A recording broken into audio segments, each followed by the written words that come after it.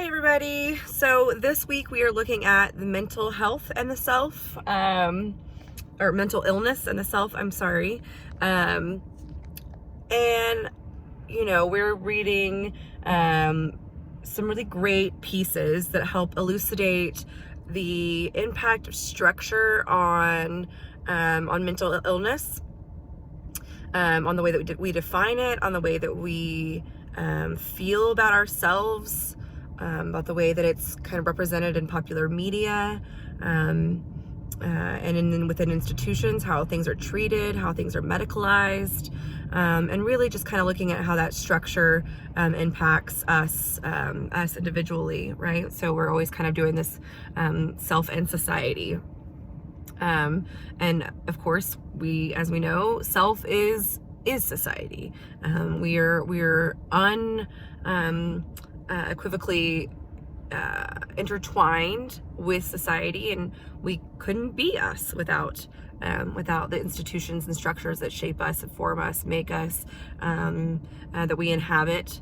All these things kind of construct us or sometimes deconstruct us. And so we're reading, Mental Illness, Psychiatric Drugs, and the Elusive Self by Karp, The Moral Career of the Mental Patient by Goffman, and then an article by Lowe and Catino, Grappling with the Medicated Self, the Case of ADHD College Students. And so I probably should have wrote Goffman's piece first. I should have listed it first so that maybe you would read it first. Because Erving Goffman is kind of one of the very first people to theorize about mental health, and from the point of the patient, of the people who are mentally ill, and looking at the way that we construct our perceptions and the way that we are able to manipulate people's definition of reality. And so really he takes kind of, Goffman is the dramaturgy guy. He's the one who theorized and developed dramaturgy. But here he kind of takes a social constructive reality angle. And of course, remember that, dramaturgy is not void of social construction of reality or symbolic interactionism necessarily. It's, there's components of both in his theoretical perspective. But here he kind of takes a look and brings us into what happens whenever you're a mentally ill person in an institution. And it is a little bit dated, of course. We don't typically have mental institutions anymore in the way that, way that he discusses, and it's an asylum, is what it was called during his day. And so he goes into the asylum and he watches interactions and talks with people and kind of sees how family, friends, and also workers of these institutions define the reality for them, and then by that mold, constrict their agency and their ability to maneuver in the world. And then we go into Mental Illness, Psychiatric Drugs, and the Elusive Self by Karp, and that's getting us a little bit more up to date. And it's coming from Karp, somebody who has struggled with depression for his whole life. And he looks at, how taking drugs for your mental illness impacts how you feel about yourself, what you feel about reality, how other people treat you, right? And the expectations that we have as a society, and how that impacts our views of ourself and our mental illness, right? Because a lot of times illness is a part of your identity. It is a part of who you are. And whenever something's so stigmatized, like depression or having to take medications for that, it can really impact how you feel about yourself. And then so while on one side of the continuum you have depression and medication for depression, which is kind of stigmatized, and people expect you to, man up or woman up, whatever it is. You don't need medication. It's not legitimized a lot of times, and it's not it's just treated as kind of a character flaw instead of something like we're cancer, where, like I kick cancer's butt, right? And so we have like these ideas of like cancer being an acting force against us, but mental illness is a character flaw within us.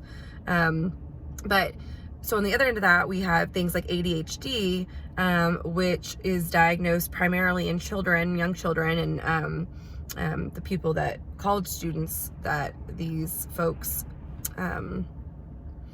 conducted a research study on, were kind of the first cohort of folks who were diagnosed at a young age and medicated at a young age. And so to them, this is a part of who they are, and it's fine. But then it really goes into this really amazing concept of Annette LaRue has this concept of concerted cultivation, which is whenever these middle-class families were able to take their resources of time and money and make sure that their children had tutors to excel, and so this academic ethic to excel, and then also more time to work with them on their homeworks, extracurricular activities, and the such, that they could pay for all these different really expensive things for their children to do, and they cultivated their children in a concerted effort, with a concerted effort, so that they would be really successful. And then the lower class families didn't have that ability, and so we see some of these things kind of making it where middle class children already have these advantages to begin with, despite getting equal access to like schooling, and then this kind of has resulted in the medication being the ADHD medication being surprised and exalted, because it made it where maybe some of these middle class parents and lower class parents could medicate their children so that they could do just as good academically, because society-wide, culturally wide, we really value academic success, right? And maybe even beyond success, like excellence, right? Academic excellence. And so these students are getting into college, and they're able to have like this concerted effort through medicalization, and what does that do? And so they talk about what does this mean, and what does this do? And they really bring in this kind of this idea that we expect people to achieve academically so much that we've made medicalization for ADHD, or taking these medicines, sort of not only maybe not accepted, but like expected. Yeah, like it's almost expected, right? You want to do good, you got to take this medication and work really, really hard to be able to achieve these goals that weren't set by you necessarily, right? They're culturally and socially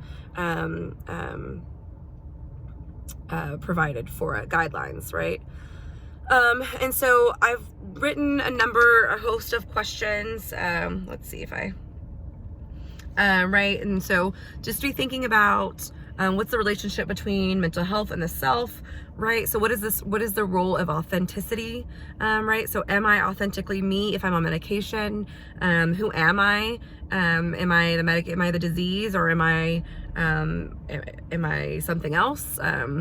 Right? So how much of this, of the mental illnesses or your mental health, is a part of who you are? And then, our conception of that society has of mental illness and health, and the socially constructed nature of who's allowed to have mental health issues, how long, what medications are acceptable, right? And so the socially constructed component of mental health is really important for us. In the DSM, there's been multiple iterations of the DSM, right? The diagnostic tool that the psychiatric community utilized to diagnose people with different mental illnesses. That has changed, right? Throughout the years, it gets changed, and so some mental illnesses are categorized and treated in certain ways for a number of years, and then it gets changed, and then it's categorized and treated in different ways. So while mental illness is very much so an objective fact, the way that we diagnose people, the way that we conceive of what the criteria for that diagnosis, the way that we medicate people, all of these things are socially constructed, and also have to do with like our popular idea about gender and race and okayness of like of the different mental illnesses, right? And so that really has a big part, a really big component. And of course, we know that stigmatization is still there, is still pronounced for mental illness. And so, you know, having something like depression, and then having to tell other people, sometimes it's really hard because you can be stigmatized. And so it's a part of you that you have like this identity dilemma, right? So think about those identity dilemmas of wanting to be normative and wanting to be normal, and then also having this other issue that sometimes you can hide and sometimes you can't, right?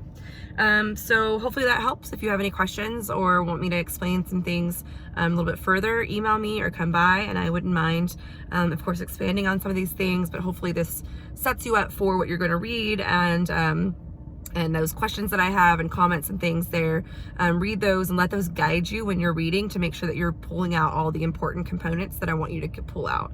All right, have a good one.